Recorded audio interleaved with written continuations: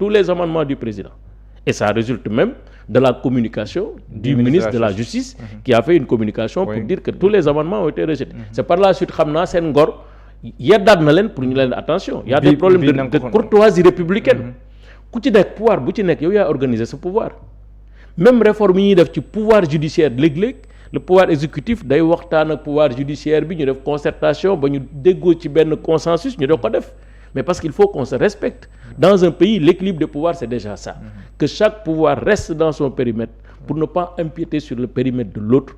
Et puis, moi, en une élégance républicaine, un dialogue interpouvoir, moi, permettre justement, nous savons que république, mais si les pouvoirs, parce que tu es l'Assemblée nationale, tu as un pouvoir de légiférer, d'anticiper, tu pouvoir du jambour, il y a des problèmes, des germes de conflit.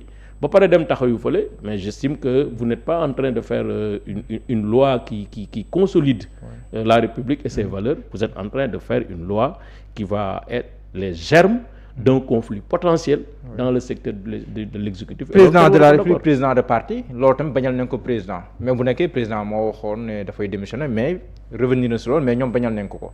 L'autre gap, nous avons que son engagement, nous avons fait, ou le gis nga lenen ci ginaaw. Man pour man gis na lenen. Parce que bu dee président de parti warul nekk président de l'Assemblée nationale Ousmane Sonko n'a qu'à démissionner de Pastef parce que c'est les mêmes pouvoirs. Il est élu pouvoir exécutif, il est élu pouvoir législatif. Loolu fumisterie la man j'ai toujours dit nañu bàyyi seen waxu caaxaan yi. Dans tous les pays il y a des présidents qui sont boo demee États-Unis pareil boo demee France pareil il y a des présidents qui sont présidents de parti et qui sont présidents de la République. Fii sunu histoire politique depuis 1963 le président de parti et président de la République lan la yàqal dëkk bi lan la fi yàq lan la yàq depuis 12 ans que Macky Sall est président de l'APR est-ce que tere na ko fi jógee wala ce régime am jógee fi bi nga xam ne population yi décidé nañu souverainement jëlee ko fi donc il faut pas qu'on essaie d'être dans des réformettes wala dans des histoires à dormir debout quand on réforme la constitution c'est pour faire face à une crise une réponse à cette crise constitutionnelle. D'accord. Mais mënuñu def réforme rek par le plaisir wala par philosophie wala parce que vous appartenez à ça wala vous avez un programme. Les réformes constitutionnelles dépassent les programmes. C'est pas parce que ton programme moom la da ngay kii parce que c'est pas ça. Constitution c'est le peuple. C'est pas Pastef, c'est pas APR, c'est pas société civile, c'est tous ensemble. Moo tax les mécanismes de dire oui, j'ai été élu. Donc j'ai le pouvoir, je suis majoritaire, j'ai le droit d'imposer une réforme, c'est pas vrai. Une constitution c'est tout le monde. Mohamed doit s'y retrouver, moi je dois m'y retrouver, Pastef doit s'y retrouver, APR doit s'y retrouver, la société civile doit s'y retrouver. Si référendum mais benen aussi la déclaration de patrimoine à la sortie. Loolu tamit bañal nañ ko au président. Explication yi ku nekk jox ñeneen jàpp nañ ne ce n'est pas logique ngay dugg ñu xam loo yor booy jënd ñu xam lu ñu yor loolu tamit président tamit à travers le ministre de la justice am nay raison yu mu wax ndax jàpp nga ne mën neen bàyyi mbiri à l'état li fi nekkoon président buy dugg def déclaration de patrimoine mais buy jën bu bañ koo def.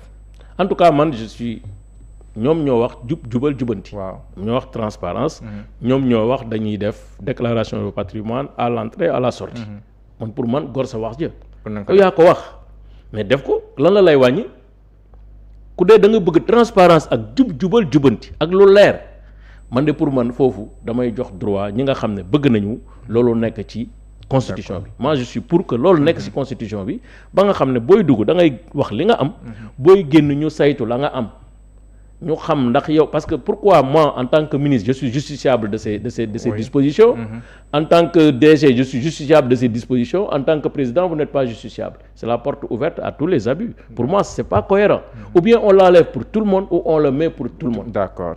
La haute trahison bi ñu définir nag daanaka ñu jàpp ne lépp lu ñu mën a toppee keneen rek mën nañ koo toppee président léegi mu tudd. c'est-à-dire que gis nga moo tax ma ne la ku xamul ñu jox la bu yàqoo yow la ku xamul da ngay toog ñu nit ñi xamal la gis nga ils sont en train de mettre des germes d'incertitude et d'instabilité ci Sénégal boo xam ne nii suba ku la neex nga topp ko fii li ñu amoon. Teranga mooy président de la République bu ñëwee ba dem kenn du ko topp dara te loolu mooy dëgg parce que le président de la République booy xool malgré tous ses pouvoirs mais qu'est-ce qu'il fait d'extraordinaire il signe pas les marchés il fait rien il ne fait que coordonner, impulser, recommander, orienter.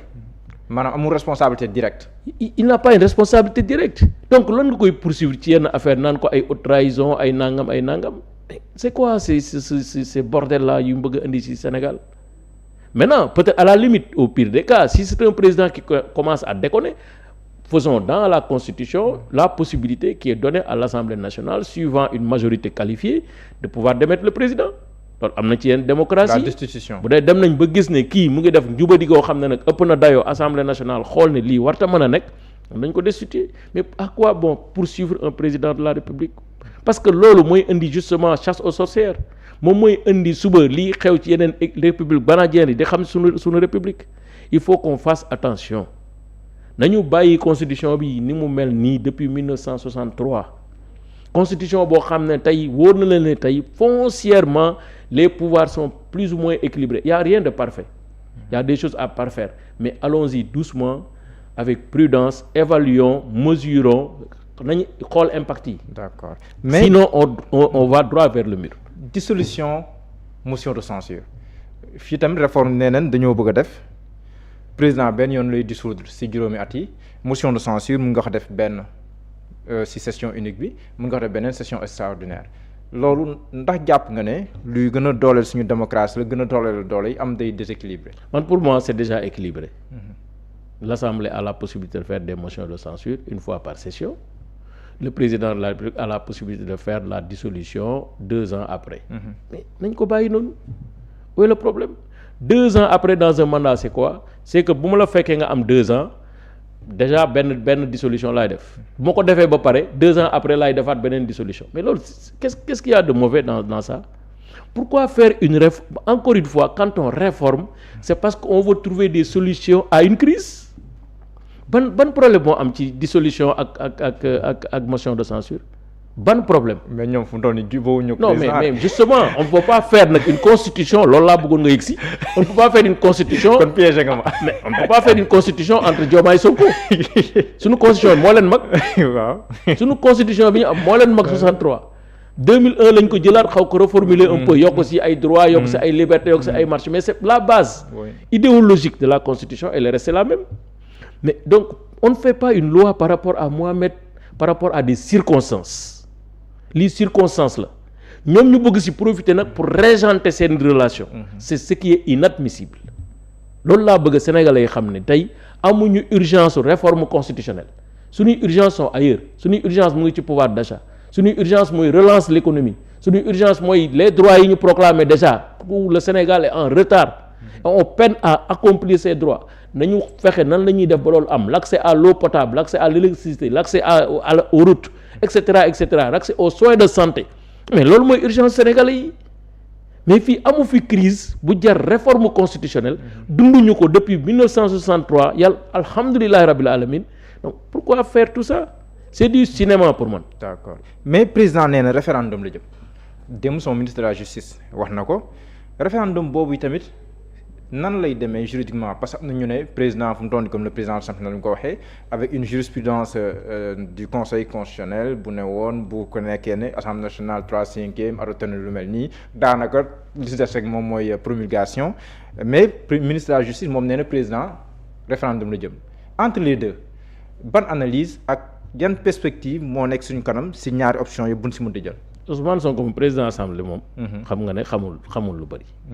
honnêtement xamul lu bëri te du laaj ñu koy xamal te j'ai l'impression qu'il y a un problème d'entourage parce que 103 dafa leer nañ c'est le président qui décide de la voie d'approbation c'est le président qui décide loolu dafa leer soo bëggoon tey léegi ma génne la article 103 nga lire ko jarul ngay dem université jarul boo déggee France rek di nga xam ne article bo donc lii Assemblée nationale def adoption la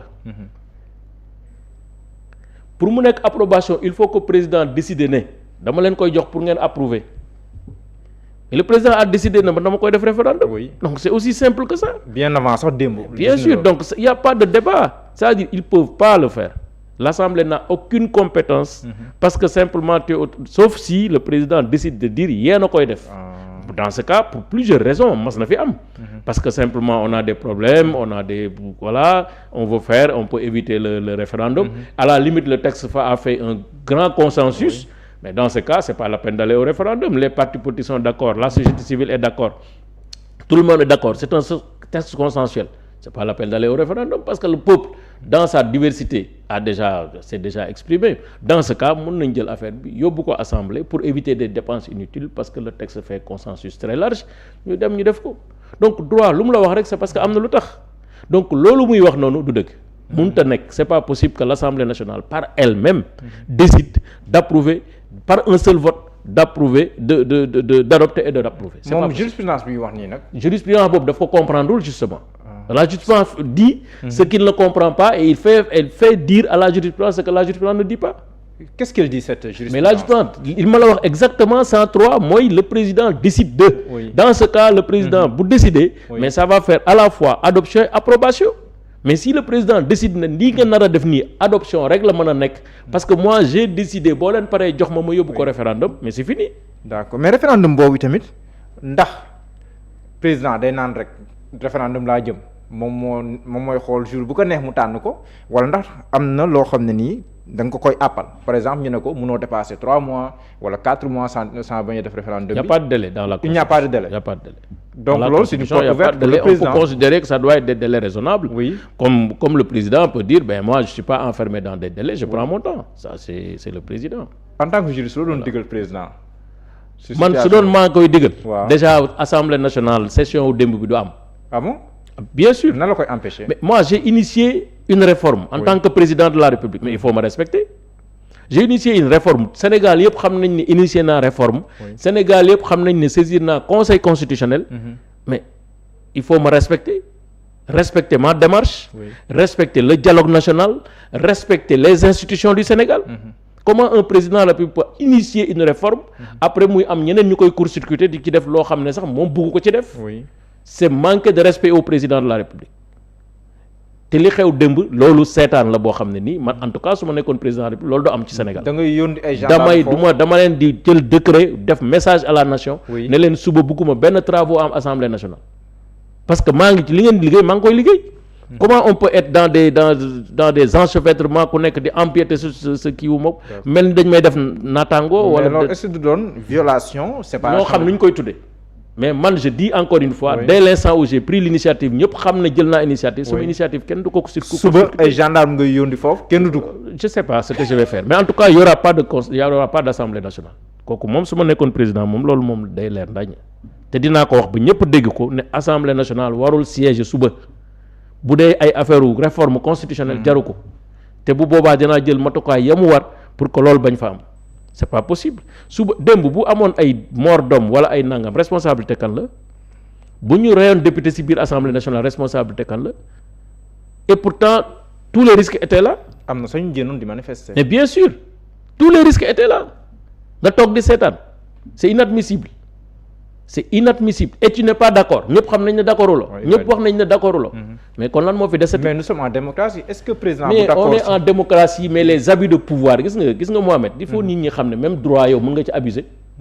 looloo tax ñu wax abus de droit. mais les abus de pouvoir aussi il faut les arrêter. quand on abuse d'un pouvoir on n'est plus dans le droit on est dans autre chose. Un pouvoir il n'est pas fait pour qu'on en abuse comme on veut on l'utilise quand on veut et on en fait ce qu'on veut c'est pas ça la démocratie. La démocratie c'est pas de l'abus sinon kon jarul ñuy waxati ay démocratie c'est de la civilité c'est de l'élégance c'est le respect de l'autre c'est l'élégance républicaine. mais ñoom dañuy ñëw souvent di rappeler cette phrase bi leen constitution may l'initiative de la loi appartient concurremment. Mais bien sûr voilà à l'exécutif. mais ça personne ne discute ça. et aux députés ñoom foofu leen sukkandiku mais bu dee nag le président a pris une initiative avant vous. Oui. Vous allez prendre l'initiative loolu est-ce que moral sax accepté na ko. Vous avez discuté presque de tout parce que ce projet-là, cet avant-projet, il l'a discuté. Je pense que c'est pas tombé du ciel. Oui. En son temps, Ousmane Sonko était premier ministre du Sénégal. Oui. Mais Ousmane Sonko nee na président daf si segg li ko neex. mais bu ko neexee bu ñu ñëwee assemblée nationale nag. nga def seen amendement. waaw nee na bu tripatouillage bu amee. bu ñu ñëwee assemblée par élégance. Oui. D'accorduma ci projet bi bu ñu ñëwee assemblée j'ai deux possibilités. Oui. Je fais des amendements. soo leen bañul samay amendement ñu rejeté projet bi. moo gën a rafet ci gis-gis. parce que dafa am loo xam ne dañ koy jaay nit ñi yow tey fii boo ñëwoon fii tey nga bëgg a def émission keneen bëgg a def émission nga ne man maay def émission parce que ñun ñëpp ay journalistes lañu. suñu heure peut-être que am nga sax heure jàmbur boo jël. mais par élégance da ngeen di waxtaan ci seen biir ba nga xam ne de l'extérieur personne ne voit vos difficultés. mais tey tout le monde a peur. les investisseurs ont peur les sénégalais ont peur pourquoi parce que xam nañ ñi dénk dëkk bi nekkuñu ci jàmm ci fitna la ñu nekk te fitna boobu kenn mënu ci mucc te ñu ngi koy wane chaque jour. Ouais. C'est ça le danger. D'accord mais am na ay intellectuels yu bind maître. oui 123. y en a beaucoup 143 50. waaw am na tamit yeneen intellectuels yoo xam dañoo bind contre li xew démb. mooy ñoom docteur Ndéné moo jóge mais intellectuels yi nga xam dañoo pour donc. qui nekkoon le conseil spécial du président en matière de droit. Et qui a fait l'avant-projet avec beaucoup de fautes. Professeur Sidi Alpha Ndiaye. Beaucoup de fautes. Professeur Sidi Alpha Ndiaye. Oui. Mais gis naa yow tam nga bind tontu leen. Oui. Mais nombre bu ëpp 100 intellectuels approuvé lii xew nii. waaye ma ne ça pèse sur la balance. benn nandite moo ma gënal 100 gaaka. loolu moom man ay nombre ça m'intéresse pas. Ce qui m'intéresse c'est que c'est clair que li ñu wax du dëgg. C'est des partisans. C'est pas des intellectuels. Un intellectuel, il est fait pour susciter le doute, relativiser les positions. Mais quand tu es dans le dogmatisme, tu arrêtes d'être un intellectuel. C'est pas vrai ce qu'ils disent. Pourquoi attendre? Mais pourquoi attendre? Attendre au moins de discuter et de débattre.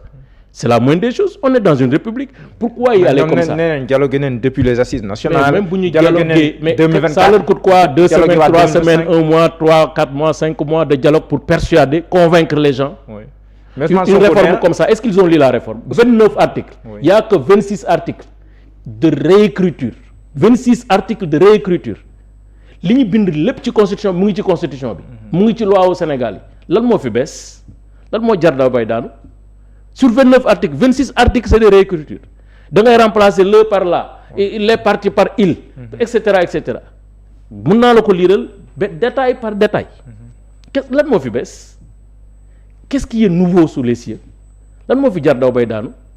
On peut défendre ça. Les intellectuels ils sont où? Bi Sénégalais yi di nekk fii di sonal fan lañ nekk? Wax nañ ci économie bi, wax nañ ci pouvoir d'achat, wax nañ ci l'électricité qui est chère, wax nañ ci crise école bi, wax nañ ci crise de la santé. Mais ils sont intellectuels parce que simplement il y a un Pastef qui est là, ils veulent défendre un cas. Ils sont pas des intellectuels sur ce point. D'accord. Mën nañ nekk na lu leen neex et je les défie. ku ci bëgg ñu toog waxtaan. ñu wax ma quelle est la valeur ajoutée de cette réforme. Mais Ousmane Sonko nee na moom gisul njëriñu politique bu nekkee da ngay dem ba am majorité ba pare ñu ne la balaa ngay def nangam waxtaanal ak société civile waxtaanal ak homme politique yi nga xam te ni yow yaa leen duma see élection loolu tamit ndax yenul maanaam am déet. waaw mais ça dépend de la conception. Il y a des gens qui ont dans la gouvernance une conception démocratique. maanaam que man même su dee yor naa majorité du tere may dialogue ça c'est la conception du président. dafay gën a am na lu rafet am na lu gën a rafet am na lu baax am na lu gën a baax démocratie idéale la bu ñu ko jël rek def ko affaire rapport de force.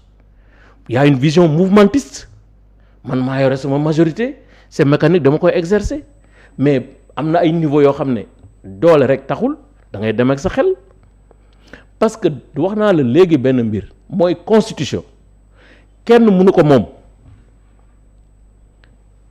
Pastef mënu ko moom donte am na majorité. parce que lu ñuy boole la ñun ñëpp. mais ñoom nee nañ njëriñu askan wi lañ xoolaan ñoom. amul benn lu ci nekk njëriñu askan wi nee nañ parce que sur les ressources naturelles nee nañ léegi loo si. mais loolu c'est article 25(1) ñun ñoo ko fi indi. waaw ñoo ko fi indi. waaw article 25 bi ñu koy wax ñu ne nouveau droit yi dañuy. daganal góor jigéen ils devaient même avoir la honte de revendiquer ces articles. 2016 wax nga dëgg. loolu ça avait fait débat les nouveaux droits. waaw ñu ne leen da ngeen bëgg ñu ne dañu bëgg a daganal góor jigéen. léegi yow jël sa constitution ne lii kat ndekete c'est tellement révolutionnaire que dama koy dugalaat. waaw loo ci dugal il faut informer l'Assemblée nationale. waaw c'est une bêtise. non c'est une bêtise. lu tax la norme IT 2023. oui Sénégal adopté ko. oui ne yow contrat ci maanaam industrie extractive boo am. da nga ko war a publier da nga koy publier. loolu doyul. publication moo gën sax. parce que boo publier ñëpp mën na ko jot. oui man ma jot ko Assemblée nationale jot ko. beneen bêtise bi mooy droit de l'information bi nan lañ koy organiser nan lañ ko sanctionner nan lañ ko encadrer c'est-à-dire que il faut qu'ils arrêtent d'être dans des proclamations il faut qu'ils arrêtent d'être dans des slogans il faut qu'ils arrêtent d'être dans de la politique politicienne ça rajoute quoi l'Assemblée à la commission d'information. Mais si l'Assemblée à la commission d'enquête. Oui. L'Assemblée à les questions orales. Oui. L'Assemblée peut demander des documents. Aujourd'hui, on a une loi en 2025 qui permet d'accéder à l'information. Quand même, c'est une bêtise. Mais neneen aussi li gën a révolutionnaire mooy si constitution bi la dugal nañ si ne sëy góor ak jigéen point. loolu nee na c'est une révolution mais non mais est-ce que gis nañ fii Sénégal kuy sëy góor ak ku dul góor ak jigéen. mais nee na c'est un signal. non mais attendez c'est à quel signal. Il y a la loi code de la famille. Oui. Article 111 code de la famille. Le mariage c'est entre un homme et une femme. boo ko yóbbee si constitution bi daf koy gën a dëgëral. mais c'est pas grave, c'est-à-dire que man li ma encore une fois je suis en train de dire quelle est l'utilité de cette réforme. Une réforme ça doit être une réforme qui nous permet de progresser. Oui. Une réforme qui permet de protéger. Une réforme qui permet d'éviter des crises. Dara nekkul ci loolu parce que la loi code de la famille mu ngi fii et ensuite c'est dangereux. Parce que tu mets dans la réforme demain. Su dee société bi évolué ne parce que les sociétés sont appelées à évoluer. Oui. Il y a de cela 50 ans en France kenn doo xalaatul woon fa nekk naan ay dañuy dafa ay mariage ak ay pax ak ay yu kenn xamul. Aujourd'hui tey boo fa nekkee di ko contre mais tu es considéré comme un paria. Oui. Les sociétés sont appelées à évoluer. Donc dès qu'il y a une loi code de la famille qui est là depuis 1970-72 dara jógu ci mais loo ci ko yokkee fii. D'accord. À quoi bon ça moo tax ma ne la réforme yi amul valeur ajoutée li muy wax nii yëpp ñu naan woy non c'est pour la société est déjà protégée. Le code de la famille est là pour protéger ça. Ils ont pris une loi sur le durcissement. Moi j'ai dit d'ailleurs c'est pas un durcissement, c'est de la fumisterie. Parce que dinañ ko gis ci ay jours à venir. Pour sanctionner l'homosexualité on va avoir des difficultés. Les enfants qui étaient protégés contre les actes contre nature sont déprotégés. C'est ça la réalité. Nañ dem xool article bi ñu changé. Donc je vous dis ku mënul def loi ordinaire bu baax ngay dem ñuy retoquer say loi ordinaire di annuler say loi bu la nee mën naa bind constitution bu baax da nga ko naan waxuloo dëgg. ndax jàpp nga ne bu ñu demee conseil constitutionnel dina am lu mu si retoquer par rapport à cette révision constitutionnelle. Ça c'est le conseil constitutionnel qui va voir mais je suis sûr que y a des choses y a des aspects contradictoires. Parce que am na yu bëri yoo xam ne suñu demee soo moytul dinañ ko xool parce que moi je suis sûr que am na ay aspects yoo xam ne y a des lois qui sont au sein même de la réforme. Y a des aspects contradictoires. D'accord. Voilà, en tout cas dans le projet. Parce qu'on ne peut pas dire en concertation avec le Premier ministre. Il y a des domaines réservés du président de la République. Donc sur ces domaines réservés, pourquoi il doit se concerter? Comment la concertation se fera? Lan mooy process de concertation bi bu ñu jubóowul nan lay demee? Non c'est-à-dire que ñii dañuy fo te foo baaxul. dafa am foo xam ne foo waru fa àgg. Rigueur morale ak professionnelle moo fa war a dem. mais pas di def ay affaire u caaxaan. D'accord mais maître une dernière question parce que tey moom voilà mais politique maître ndax sa nekkin APR ak sax si seen politique bi est-ce que nekkul ne proximité bi nga am peut-être ak le président Bassirou Diomaye Faye si beneen anam est-ce que vous n'êtes pas un peu victime de ça politiquement ñu lay xoolee benn bët bi wala am fu lay classé wala nangam wala sax au sein de l'APR ñu dem ba jàpp ne peut-être am na proximité boobu président Diomaye boobu mun dem sax si wàllum politique ba ñu xaw laa je vais pas dire écarté mais voilà réorganisation bi mu jëm mel na ni da la xaw a kii tuuti biir APR. Non j'ai pas cette impression. Xam nga man j'ai pas de complexe c'est-à-dire que man nekkuma di juger nit ñi parce que kii fii la juddoo kee mooy yaayam kee mooy nijaayam kee mooy mbokkam. Xam nga man pour man nit ku nekk da nga koy juger de manière objective. Voilà pas ay liens yoo xam ne proximité quoi voilà.